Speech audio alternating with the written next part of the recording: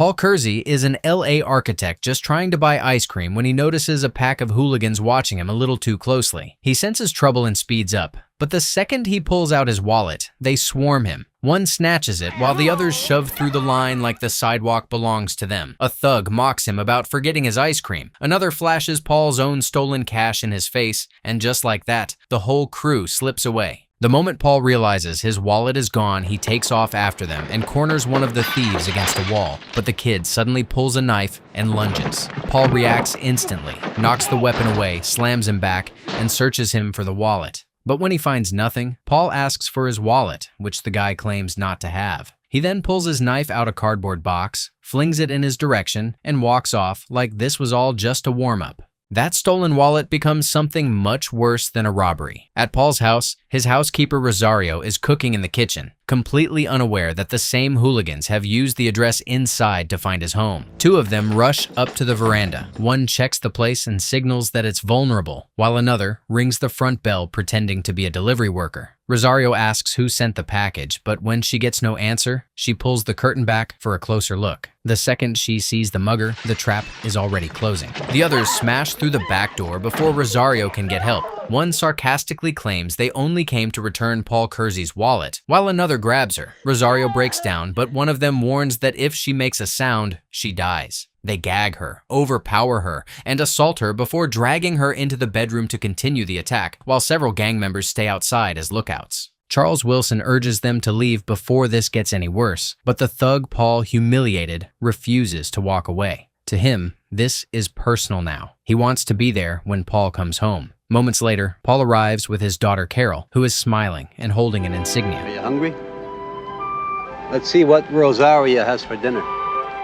Paul steps inside and casually calls out that they are home, expecting Rosario to answer. Instead, the gang explodes from hiding. Before he can react, one of them drives a crowbar into him and drops him unconscious. Rosario crawls toward her iPhone, desperate to call for help, but the criminals rush back and knock her out too, killing her instantly. They grab Carol, her insignia hits the floor, and moments later, another hooligan pulls up in a van as the gang disappears with Paul's daughter. At the hideout, the criminals argue over what to do with her. Some want Carol dead because she can identify them. One thug admits Paul has already seen him twice and might come looking for revenge, but another brushes it off, claiming white people can't tell them apart anyway. Meanwhile, another undresses Carol and assaults her. When he finishes, the next thug steps forward and starts unzipping his tutu, but before he can reach her, Carol suddenly springs up and runs. The gang chases her through the hideout, and with no clean way out, she dives through a window, only to be brutally impaled on the iron fence below. That evening, Paul's new love interest, Geri Nichols, arrives at his house and keeps knocking until the sound drags him back from unconsciousness. Police flood the scene soon after, and Inspector Mankiewicz introduces himself, while Paul's first thought is his missing daughter. Mankiewicz wants physical details on the attackers, but Paul insists he has already given them everything he knows. Is there anything that you can add?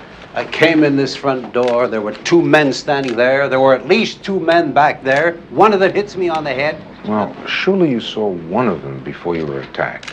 Hey, I told you, man, everything I know.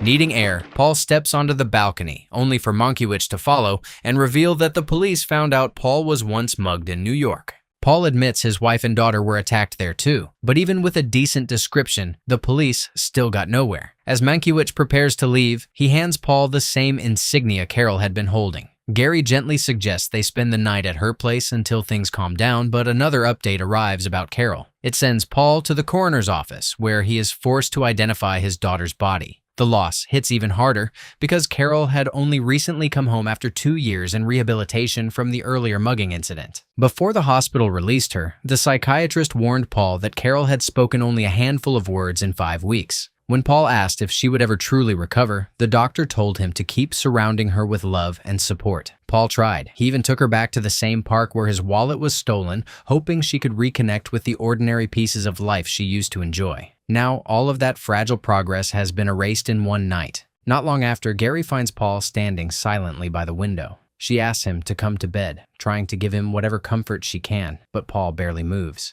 He only says he'll join her soon, even though his mind has already gone somewhere much darker. Sometime later, Paul stands beside Geri and a few close friends as Carol is buried. Through the funeral, he stays frozen, like the loss still has not fully become real. After the service, one of his work associates walks with him and Geri and tells him not to worry about their new project, but Paul insists on getting back to work as soon as possible. He thanks him, kisses Geri goodbye, and later works off his grief in the woods. When Paul returns home, he places Carol's insignia beside a photograph of the two of them. At work, life keeps moving like nothing happened. He is updated on the newly approved KABC radio station design, then meets Elliot, the station owner, to go over the cost estimate. Elliot is shocked by the price and takes a call, giving Geri a chance to pull Paul aside. She asks if she'll see him that night, but Paul admits he is not in the mood to socialize. Before he can drift any further from her, the police call him outside. They want him to come down to the station and check mugshots, hoping he might recognize someone connected to Carol's death. Paul refuses. The system has already failed his family once, and now it feels like it is asking him to repeat the same useless ritual. That evening, Paul loads his gun and steps into a different life. As he passes a nearby laundry, he notices suspicious hooligans watching him, then spots men smashing a car window. He heads to a restroom, changes out of his office clothes, and drives off. Soon, he stops in front of a cheap boarding house, leaves, then returns with a briefcase. Inside, several men watch him as the owner lays out the rules, mentions the $50 rent, and casually warns that police rarely patrol the neighborhood. Paul checks in under a false name, and that warning tells him he picked exactly the right place. After spending time in the room, Paul heads back out. By morning, Geri unexpectedly arrives at his main apartment and wakes him. Paul is surprised, but she explains that they have not spent any real time together lately. I thought I'd come and see you. Well, it doesn't happen too often these days. Half my wardrobe's here. I'm getting very bored with wearing the other half. Paul stays polite but distant, telling her they can talk later at the office. Once she leaves, he calls a lock company and asks them to change his lock, sealing off the part of his life she is no longer allowed to reach. That night, Paul moves through the streets in a longshoreman's cap and old pea coat, hiding his identity while Geri calls a phone he is nowhere near. From a bench, he watches some Indians and spots one of the men connected to his daughter's attack. When the man's associates arrive in a car, Paul follows them silently to a rundown building and watches them make a transaction. However, a kicked can gives him away. Before they can react, Paul pulls his sausage, opens fire on one of them, and orders the others to run. He corners the last man standing and asks if he believes in Jesus. The thug says he is a Christian, and Paul shoots him down like a bad idea. Paul returns to his gated mansion and puts away his glove and gun, like he is clocking out from a second job. A few moments later, he goes back home and finds a crowd of partiers outside. One of them asks if he wants to join, but Paul politely refuses. Geri calls soon after, asking if she can cook dinner for him the following night, and Paul pushes it off until later that week, keeping the normal parts of his life at arm's length while the darker one keeps pulling him back. Not long after, Paul drives through the city and spots a man brandishing a handgun. A news report warns motorists to avoid Hollywood Boulevard because of an accident, but Paul keeps moving toward his downtown apartment, retrieves his firearm, loads it, and stops near a nearby arcade. As he circles around back, a woman's scream cuts through the night. When she screams again, Paul follows the sound and finds several hooligans dragging away a young couple. Paul takes cover behind a wall and immediately spots the same thug who pulled a knife on him days earlier. The thug sees him too and retreats toward the van, but Paul opens fire before the gang can regroup. Two attackers drop, another runs, and for a second, Paul has already shattered the whole attack. But the thug from the park grabs the woman and turns her into a human shield. He fires, Paul ducks, and Paul keeps shooting until he finally hits him in the ass. The wounded thug staggers off, but Paul is not letting him disappear twice. He grabs one of the attacker's guns, steps outside, and follows the blood trail into a warehouse. Inside, the thug hides in a Lambo tucked behind stacks of boxes. He throws a bottle across the room and the crash pulls Paul's attention just long enough for the truck's engine to roar alive. The thug barrels straight at him. Paul dives away at the last second. The stacked boxes collapse onto the van and the driver is thrown off balance. Paul remembers how this same punk toyed with him at the park, then ends it with one final shot. By the time the cops arrive, the rescued couple has already chosen a side. When officers ask the husband about the man who saved them, he claims he does not remember his face and reminds them he is a law-abiding citizen. His wife gives a completely wrong description of Paul, and the husband adds a different one with a deadpan look, making it painfully obvious they are protecting the vigilante on purpose. It's funny, from where I was, he was a large black man with a red beard. Now you let these guys get me to the hospital, or I'm gonna give the press interviews you won't believe. Take her. At police headquarters, the shooting turns into an instant problem. The mystery gunman is stacking bodies, but the department's biggest fear is not just the deaths, it is the press finding out. The LAPD brings up the infamous New York vigilante, not realizing they are talking about the exact same man. Mankiewicz does not want to involve New York, but the pressure leaves him no choice. If Los Angeles has inherited New York's ghost, they need to know everything. While the police start connecting dots, Paul is back at work dealing with problems that now feel almost insulting. Elliot shows him a sketch drawn by his wife, but Paul barely looks at it before complaining about all the changes that have been made. Geri arrives and asks what is wrong, but Paul brushes off her concern, saying he will explain later. Elliot then joins Geri and another reporter, who are busy discussing the mysterious vigilante, completely unaware that the man they are talking about is standing right behind them. At New York Police Headquarters, the commissioner questions Inspector Frank Ochoa about the Los Angeles vigilante case. Ochoa reveals that Paul Kersey is currently in Los Angeles and admits he has kept tabs on him ever since the New York vigilante killings. If Paul is behind the latest murders, Ochoa believes they can finally catch him. But the commissioner reminds him of the inconvenient truth no one wants made public. After Paul's killing spree, street crime in New York dropped by 50%. That unexpected result was the very reason the authorities allowed him to walk free. If the public ever discovers the truth, the entire cover-up could unravel. Never mind that, Commissioner. We know we'd have a martyr on our hands if we brought him to trial. But the fact is, we let him go. If he's caught now, he'll tell the world we let him go. Be the end of your career, Mr. Commissioner. The commissioner also points out that Ochoa's pension could be at risk if the scandal resurfaces, giving him even more reason to find out whether Paul has returned to his old ways. The LAPD makes its position clear by instructing Ochoa to kill Paul. Ochoa questions the order, but it is obvious they are completely serious. While law enforcement argues over whether to stop Paul or quietly eliminate him, Paul is already back on the streets, tracking down the muggers responsible for attacking his home. Ochoa later meets Mankiewicz in Los Angeles to collect newspaper clippings and case files detailing Paul Kersey's past, including the murders of his daughter and housekeeper by muggers. But when he reports back, he tells the LAPD captain that he was never able to identify the New York vigilante, deliberately withholding the full truth while he figures out what everyone else's agenda really is. That evening, Geri Nicholson returns home and finds Ochoa dozing in her chair. He assures her that he is a policeman, and when she asks how he got in, he explains that he came to talk about Paul and his involvement with the New York vigilante case. Then he tells her the truth. 4 years ago, Paul Kersey killed 9 people. Geri is stunned and tries to call Paul, but Ochoa stops her and adds that the people Paul killed were muggers. Geri struggles to believe it and asks if there is anyone she can call to confirm the story. But Ochoa lies and says they are all on vacation. She refuses to accept that Paul is a murderer, yet Ochoa insists Paul is repeating the same crimes in Los Angeles. You break in here and you tell me you think Paul's a murderer. We think it would be better if he stopped. I asked him once. I think maybe he'll listen to you.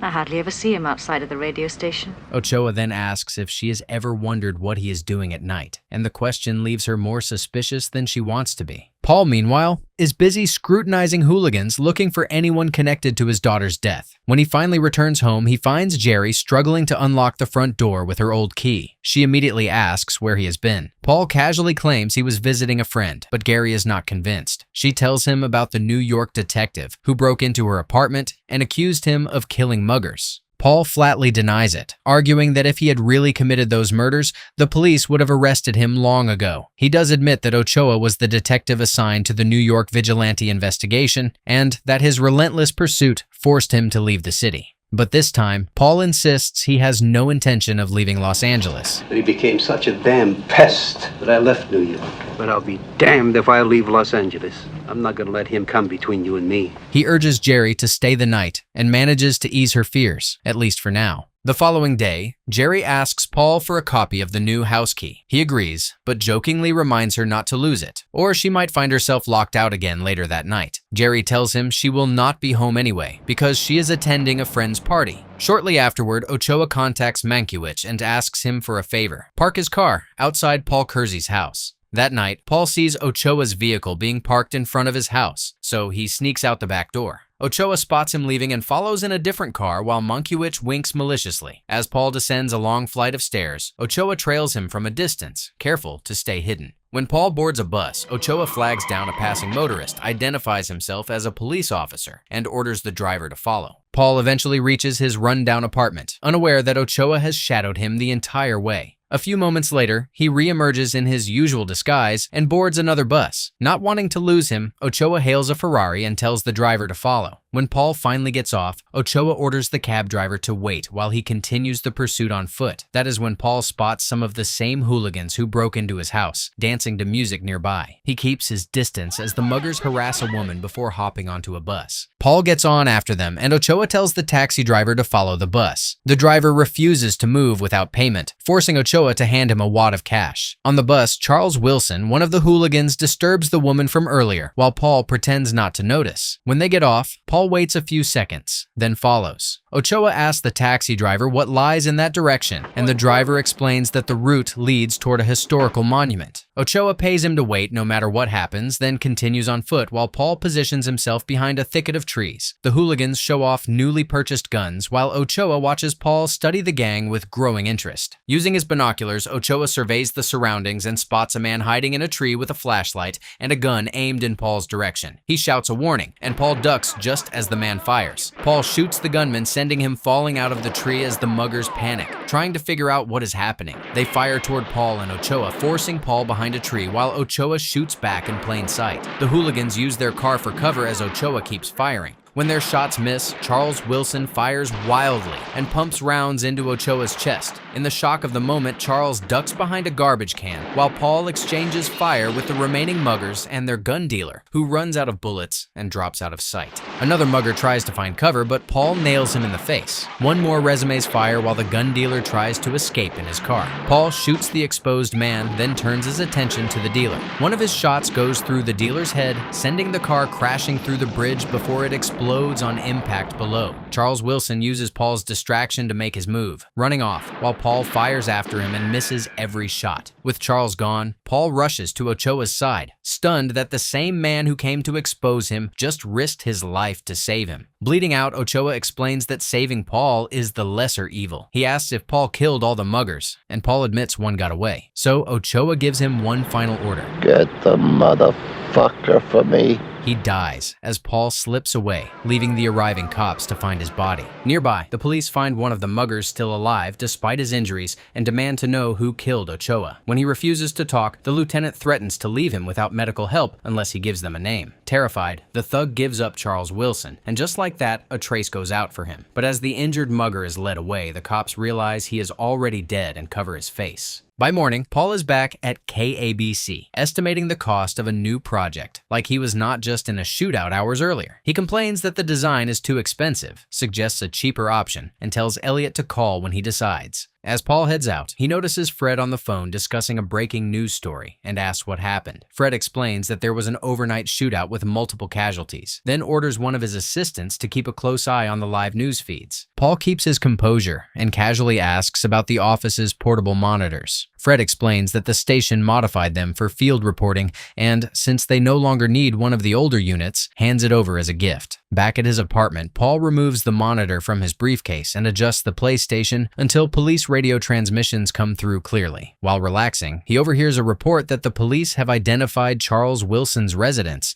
and are sending units to stake it out. Paul wastes no time driving to Charles's neighborhood, where officers are already quietly taking positions and preparing their weapons. As he passes the house, he spots Charles escorting two women into a nearby building, unaware that the police are still searching for him. Paul parks discreetly while the surveillance officers report that Charles may be carrying narcotics and ask permission to move in. Their superior denies the request, ordering them to wait until Charles comes back outside so the women are not put in danger. Paul decides not to wait. He heads straight for the roof of an adjoining building and jumps across to the roof of Charles Wilson's apartment, making the hidden officers in the pest and extermination van wonder if he is one of their men. Inside, Paul hears noise from a room and stations himself outside. Charles suddenly drags out a woman, shoves her into Paul, and runs as Paul fires after him. Outside, police intercept him, only for Charles to take down two officers before more units pile in. He fights hard, but the cops eventually swarm him and tackle him to the floor. Paul watches from a distance as Charles is taken away, his personal revenge delayed, but not gone. He returns home and treats his wounds, patching himself up before anyone can see the damage. But Geri arrives before the wound is properly cleaned. Paul casually asks about the birthday party she went to and invites her to dinner, only for her to snap that she would rather not eat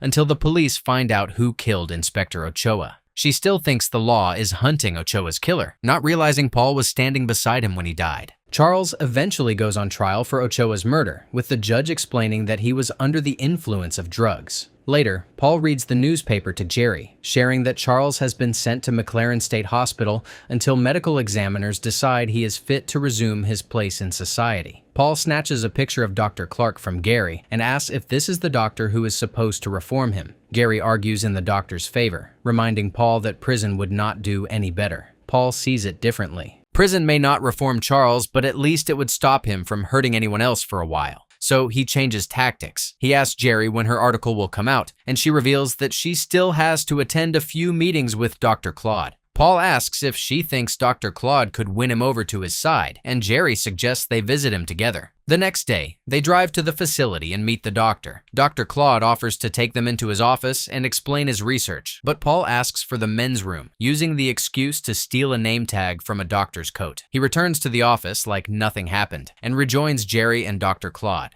At home, Paul typexes out the name on the stolen ID card and makes photocopies of it. Later, at a restaurant, Geri excitedly tells Paul she made the cover page, and he congratulates her. He even jokes that her salary might get reduced next year because of all the time she'll spend at the hospital, then proposes to her. Geri is skeptical at first, but she softens, embraces him, accepts, and the two start making plans for their honeymoon. This is the way it'll go. Next Wednesday, we'll catch the midnight flight to Acapulco. And I thought you weren't a romantic. After the program, you drive to my place. Then off we go.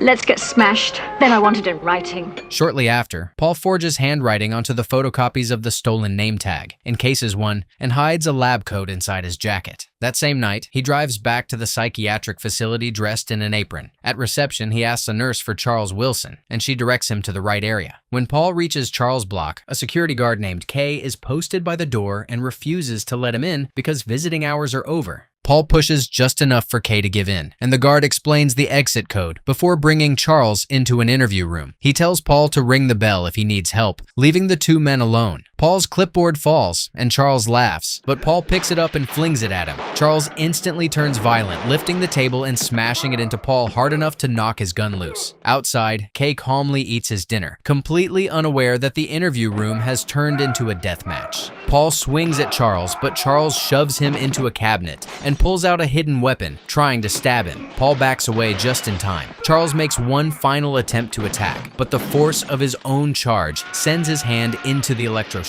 The device delivers a violent shock, and Paul watches in relief as Charles convulses before collapsing to the floor. Kay finally steps in and looks at Paul, already understanding more than he says. Paul admits that Charles assaulted and killed his daughter, and Kay says he read about it. Instead of raising the alarm immediately, he gives Paul 3 minutes to leave before he rings the emergency bell. Paul treats his wounds and gets out, leaving Charles dead behind him. At home, Geri finds the one thing Paul failed to hide. She picks up a crumpled piece of paper with the fake doctor credentials and realizes exactly what he used them for. The truth Ochoa warned her about is now sitting in her hands. Paul is not being framed. He is not misunderstood. He is still killing. Geri leaves her engagement ring on top of the paper and drives away before Paul returns. Paul comes home a few moments too late. Later, KABC radio announces that Charles Wilson's murder was not officially committed by a vigilante, while also admitting that the string of killings across Los Angeles may be the work of a citizen-turned-vigilante. One of the KABC hosts approaches Paul, offers condolences over his breakup with Geri, and asks where he has been at night since he has not been answering his phone. Paul gives nothing away. The host invites him to a party celebrating the station's new building the following week, and Paul calmly agrees, still hiding in plain sight. I'll be there.